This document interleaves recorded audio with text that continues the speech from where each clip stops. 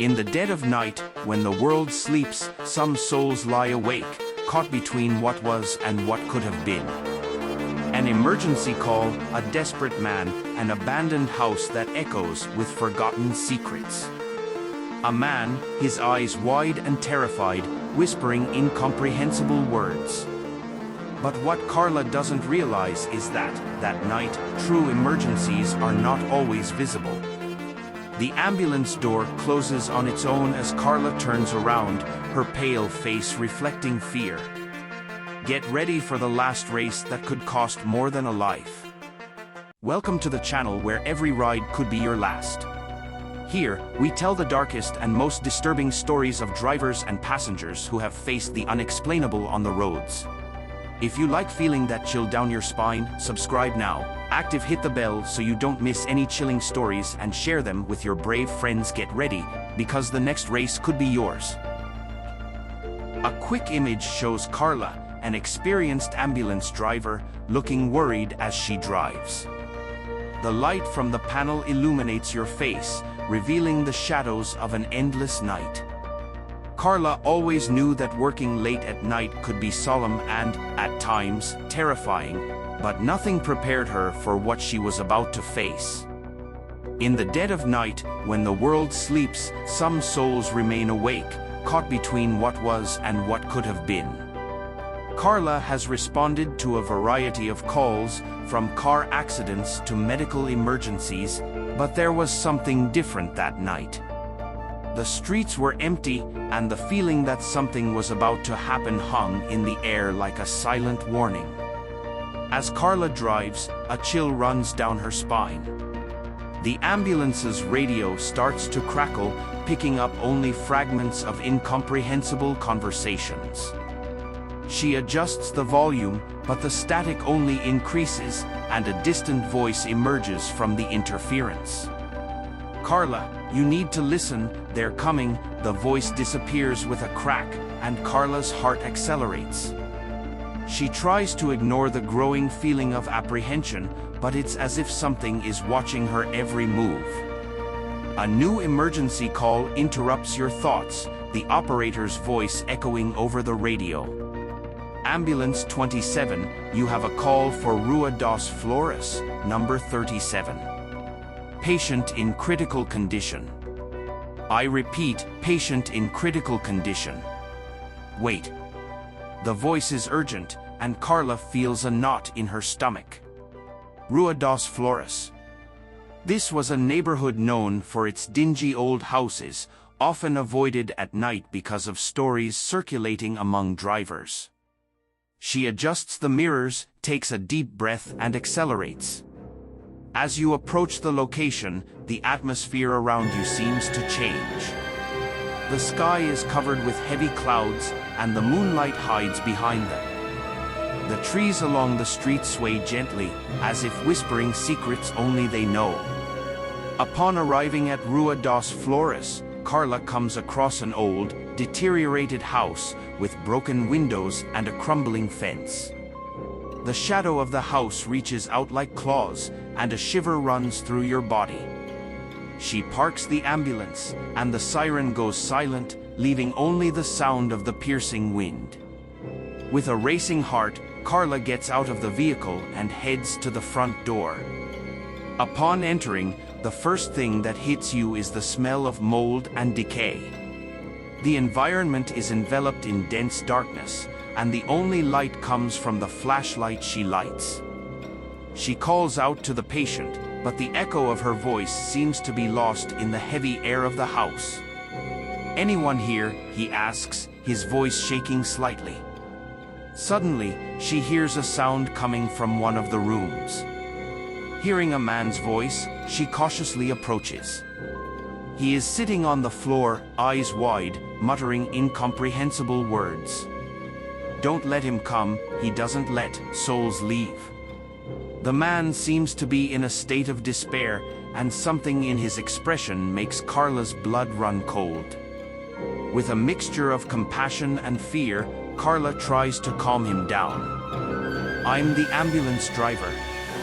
I'm here to help. What happened?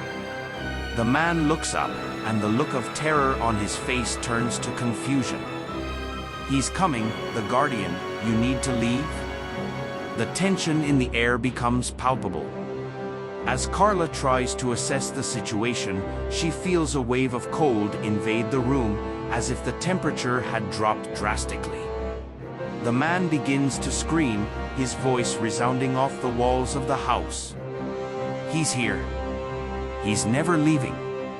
Carla tries to contain her panic, focusing on stabilizing the patient. But his words keep ringing in your mind. At that moment, the flashlight starts to blink, and Carla hears the whispers again, louder and clearer. The shadows in the room seem to move, as if something is approaching. The feeling of being watched intensifies, and Carla realizes that the house is not just an abandoned place. She is a repository of dark stories and lost souls. So everything happens in the blink of an eye. The door to the room closes tightly, and the man falls to the floor, unconscious. Carla tries to open the door, but it appears to be locked. Despair takes over her. She looks at the fallen man and looks back at the door, which now seems to vibrate with a strange energy. "Please let me out," she shouts, knocking on the door, but there is no response. It's as if the house were alive, imprisoning her inside. The ambulance's radio emits a deafening hiss, and Carla, terrified, realizes that the real emergency is not just the man. Something evil is present, and she finds herself trapped in a fight for her life. The flashlight lights blink one last time before going out completely, plunging Carla into total darkness. The silence is deafening, and the only thing she can hear is the pounding of her heart. What really happened in that house? Who is the Guardian the man mentioned? And, more importantly, will she be able to escape? The silence that followed the extinguished lantern felt oppressive, as if the house itself was breathing around Carla. The dark was so thick that she could almost feel her walls closing in, as if the house was determined to keep her there forever. The man's words still echoed in his mind, "He doesn't let souls go." With her heart racing, Carla realizes she needs to act. Amidst the darkness, your mind starts to race. She tries to remember the location of the ambulance phone, but the thought of being there alone is suffocating. The door, still locked, seemed like a barrier against the unknown, and the room, a silent trap. Forcing herself to remain calm, Carla decides to look for an alternative way out. Cautiously, she moves away from the passed-out man, shining her flashlight towards a side door she had noticed earlier. The sound of the wind outside now seemed like a distant call, as if promising freedom. As she approaches the door, a sudden noise makes her stop. A slight click, like something moving. "Who's there?" she calls, voice shaking with nervousness. Receiving no response, she takes a deep breath and tries to open the door. To his surprise, it is unlocked. With a gentle push, the door opens, revealing a dark, dusty hallway. Carla enters cautiously, pointing the flashlight ahead. The walls were covered in stains and shadows, and the air was permeated with a musty, damp smell. The corridor seemed endless, and as she walked further, she heard the whispers again. They float around her, distorted and disjointed, as if the house itself is trying to communicate. She reaches a half-open door at the end of the corridor and, before entering, she pauses to listen. The whispering intensifies, and Carla realizes that the voices seem to be calling her name. "Carla, come, stay with us." A shiver runs down your spine. On impulse, she pushes the door and enters the room. What she finds is a vision that makes her freeze. The room is full of photographs hanging on the walls, all showing people in moments of joy. However, upon looking closer, Carla notices that many of these people are now visibly pale, as if they were captured in an instant of life, but are now mere shadows of themselves. A feeling of sadness invades her. In the center of the room, an old wooden table is covered in melted candles and objects that appear to have belonged to each of the souls shown in the photos. Carla approaches, feeling attracted by a strange force. When she touches one of the objects, a small doll, a wave of memories invades her. Flashbacks of laughter and happiness, followed by screams and despair, flood your mind.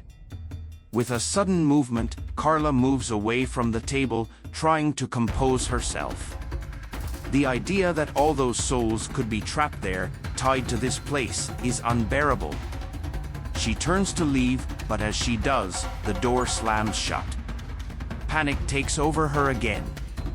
No, she screams, knocking on the door, but nothing happens. The environment becomes colder, and she can feel the presence of the guardian approaching. The voices of souls intensify, now in a chorus of laments. Help us! Help us! Carla feels helpless, trapped between the need to help the man and the pressure to escape. With one last effort, she focuses. If these souls are here, perhaps there is a way to free them. If you can hear, I want to help, she cries, her voice echoing through the room. At that moment, a cold wind sweeps through the room, and the candles go out. The darkness becomes oppressive, and Carla feels a cold hand holding her wrist. You can't help it, a deep, resonant voice resonates around you. This is my domain. Adrenaline runs through your veins. Carla remembers the man on the ground and the urgency to save him. Please let him go. He doesn't belong here. She screams, trying not to let fear overwhelm her. With a movement, the door opens abruptly, and Carla runs out of the room without looking back. The house feels alive, as if it is trying to swallow you. She goes down the hall and goes back to the room where she found the man. Upon entering, your heart sinks as you realize he is no longer there. Instead, there is a large mirror on the wall. Carla approaches, hesitantly. Her own image reflects a pale face, but there is something more, shadows moving behind her, forming distorted figures. She sees the man in one of the shadows, but he is no longer in a state of despair. Now, he's stuck, looking at her with a mixture of hope and despair. Help me, Carla, he pleads, his voice echoing. Don't leave me here. The sight is terrifying, and the pressure builds around you. Carla feels a growing determination. She cannot leave him, cannot allow more souls to be lost. I'm going to get you out of here, she promises, but the environment starts to change again. The walls of the house begin to vibrate, and the shadows approach, as if the guardian himself is revealing himself. You have no power here, the booming voice says. Just one more soul to join us. With desperate strength, Carla decides to face the darkness. I'm not yours. You can't control me. She screams, defying the power that holds her prisoner. The shadows hesitate, and she takes the chance. Confirming her wishes, Carla turns to the mirror. Free him, she cries out, with all her strength. An intense light begins to emanate from the mirror, and the shadows scream in agony.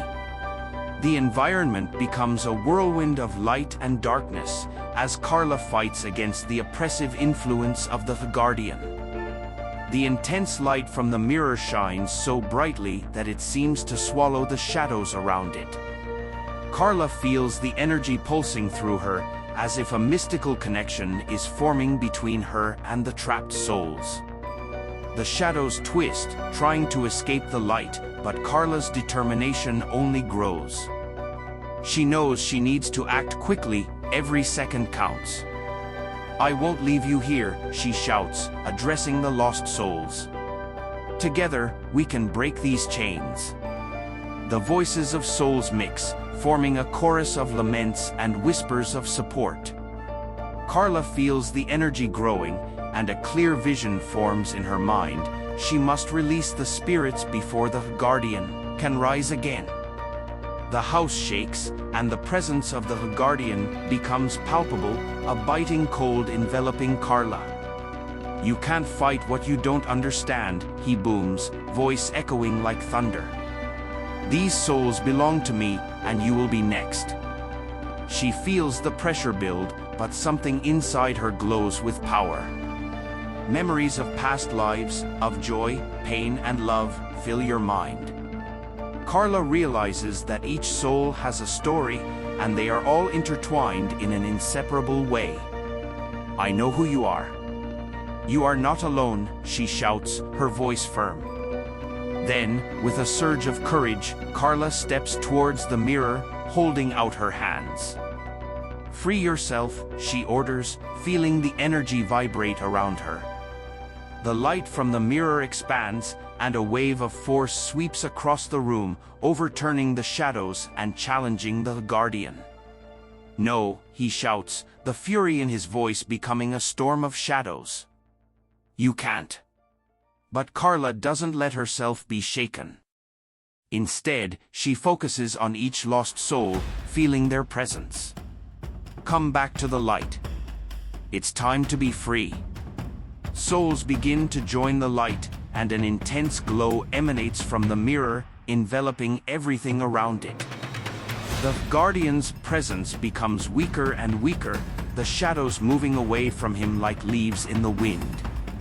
The light advances, and the entire house begins to collapse under the pressure of the energy released.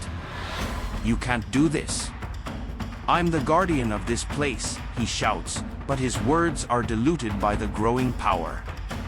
In a decisive moment, Carla realizes that the man she initially encountered is nearby, his distorted form struggling against the invisible chains that bind him. "Believe me, Carla," he cries. "We're in this together." Without hesitation, Carla focuses on him. "Together, we can win." She extends her hand, and a radiant light flows between them. The connection forms, and the energy intensifies.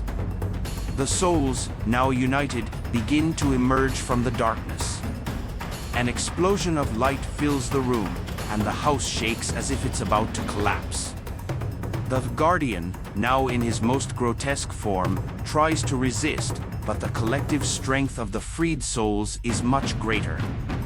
"No," he screams, as the light envelopes him, dissipating him in an agonizing scream. And then, in an instant, everything goes silent. The light slowly dissipates, revealing an empty space. Carla finds herself standing, breathing hard, but free. The man stands at his side, his form now restored, eyes full of gratitude. "You did it," he says, a shy smile on his face. "We are free." Carla looks around, the house no longer exists. In its place, a sunny clearing, filled with flowers and trees, now occupies the space that was once the site of horror. The freed souls float around them, smiling and waving, thanking them. Carla feels a huge weight lift off her shoulders. She had faced fear and darkness, and together they had triumphed. But in the back of your mind, a doubt persists. What happened to the guardian? Was he really destroyed or just imprisoned somewhere else? The feeling that the battle might not be over haunts her, but in that moment, she chooses to focus on victory. "Come on," the man says, looking at her. "It's time to go back." Together, they begin to walk, the sunlight warming their faces. The journey had been long and difficult, but now they were free to move on. As they walk, Carla realizes that the experience has transformed her. She now understands that it is not just the lives that are lost that matter, but also the ones that are saved. Life is a delicate thread, intertwined with the stories of everyone who crosses our path. And from that day on, she would be a guardian of the souls who still need help. The weeks pass, and Carla's routine returns to normal. But something inside her changed. She became an advocate for lost souls, always listening for whispers from beyond. The stories of people who couldn't escape now motivate her to help more. One night, while driving the ambulance on a new shift, she receives a call, a car accident on the highway. Her heart races, not from fear, but from determination. She knows that every emergency is an opportunity to make a difference. Upon arriving at the location, she comes across a scene that makes her stop, an overturned car, and, next to it, a familiar figure. The shadow of the guardian watches her, a menacing look on its face. But Carla, now stronger and braver, doesn't hesitate. She takes a deep breath, determined to face whatever comes. "I'm here to help," she says, without looking away.